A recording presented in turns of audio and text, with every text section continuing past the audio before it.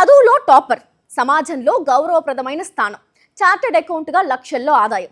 బయటకు చూస్తే జీవితంలో అన్ని సాధించిన వ్యక్తిలానే కనిపించాడు.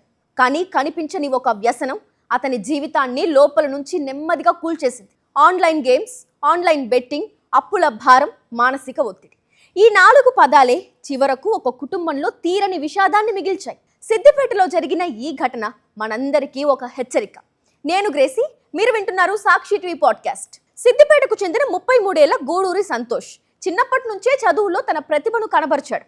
ఎంతో కష్టపడి చార్టెడ్ అకౌంటెంట్ అయ్యాడు. హైదరాబాద్లో ఉద్యోగం, మంచి ఆదాయం, సమాజంలో గౌరవం అన్నీ ఉన్నట్టే కనిపించాయి. కానీ బయటకు కనిపించని ఒక సమస్య అతని జీవితాన్ని నెమ్మదిగా ఆక్రమించింది.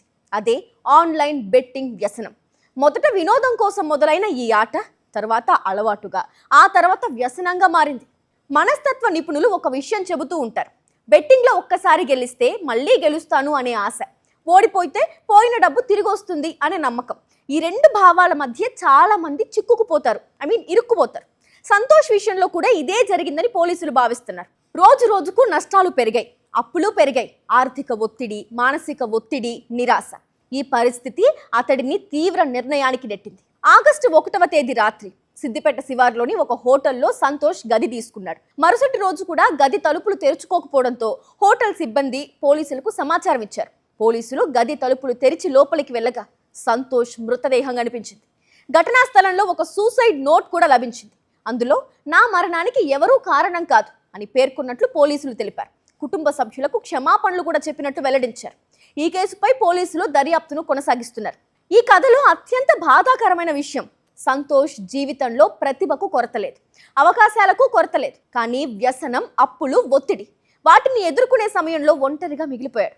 మానసిక ఒత్తిడి పెరిగినప్పుడు చాలా మంది సహాయం కోరడానికి వెనుకాడుతారు. అదే పెద్ద ప్రమాదం.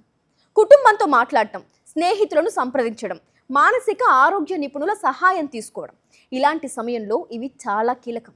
నిపుణుల అభిప్రాయం ప్రకారం ఆన్లైన్ బెట్టింగ్ కేవలం డబ్బు నష్టంతో ముగియదు. ఇది ఆర్థిక సమస్యలు, కుటుంబ విభేదాలు, మానసిక ఒత్తిడి, నిద్రలేమి, ఆందోళన, డిప్రెషన్ వంటి సమస్యలకు కూడా దారితీయొచ్చు.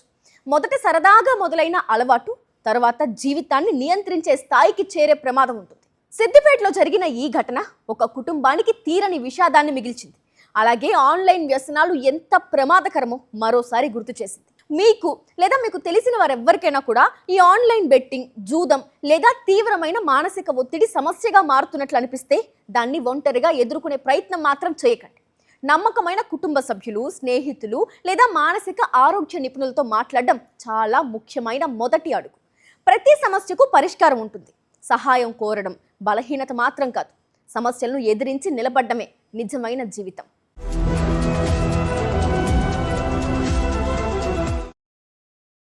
మరిన్ని అప్డేట్స్ కోసం ఛానల్ను సబ్స్క్రైబ్ చేయండి. నోటిఫికేషన్స్ కోసం బెల్ ఐకాన్ పై క్లిక్ చేయండి.